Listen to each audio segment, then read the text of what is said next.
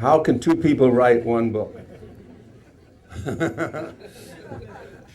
Well, one of us has to have the patience of Job. Yes. Guess who that was?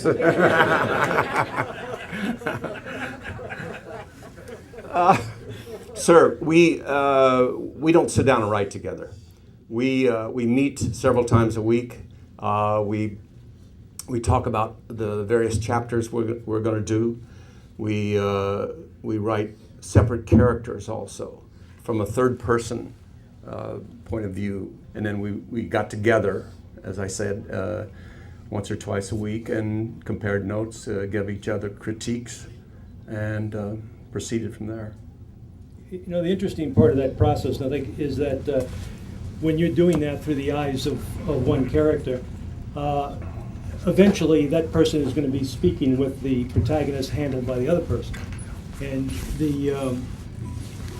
and you have to put words I have to put words in the mouth of Marcel Lafarge, Gene's character, and that's where we would have sometimes longer lunch or drinking sessions, and others is, you know, although that's not the way he would have said it, and it's a give and take. Yeah, my guy would never say that particular thing in that way, and then we have a discussion about that.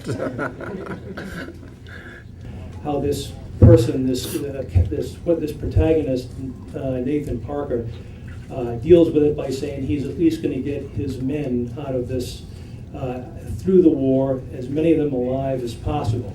And when he's imprisoned, finds out the prison is worse than the war, and the rest of the book is breaking out and all the attempts to get back to it and save those men.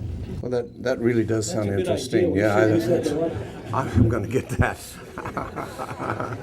There's another character in the book, Marcel Lafarge, who was an ex-Confederate officer, and he's kind of a ne'er-do-well scoundrel, and he eventually helps Captain Parker put together a group of mercenaries to go back to the prison.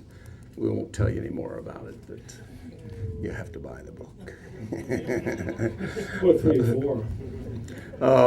I don't know how we proceed. You want to take questions? Sure. What's on your minds? The gentleman asked what kind of preparation we did in terms of this book and Hoosiers. Among other Hoosiers being a movie. I didn't have to do any research for Hoosiers because I was of an age that I could live that. It was a long time ago. We did a lot of research for the book, and of course Andersonville. And not as part of this, I think we've both been to a number of the other sites. Yeah, I've been to Gettysburg. We weren't. Yeah, I've been at Antietam and Gettysburg and those places. But as part of this, we were really concentrating on just a couple of sites. Where most sites that the only sites that were really involved here were Vicksburg and Andersonville in the writing. So that's where we put the time, along with Memphis and a couple of Tuscaloosa, some places that showed up in the course of the novel. We had written actually a great deal of the book and a lot about the prison camp and the conditions there. And in Vicksburg, there's a wonderful Civil War library which we had access to. We read a lot of papers and not so much about Andersonville, but more about Cahaba, which was closer by. But the research on the book was very extensive and informative. Yeah, well, I don't go quite back to the Civil War, but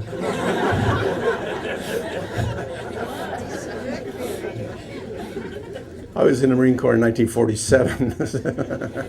Yeah, I think my experiences in the Marines probably helped me in writing some of these characters, the whole military attitude, the discipline, and that kind of thing. Yes, sir. I have to read it? Yes.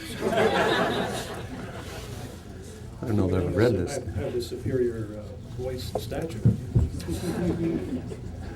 To the roughly 600,000 young Americans, North and South, who left their lives along with their blood on the battlefields of our Civil War, and to the hope that our nation can solve future internal disputes with a bit less passion and a mite more patience.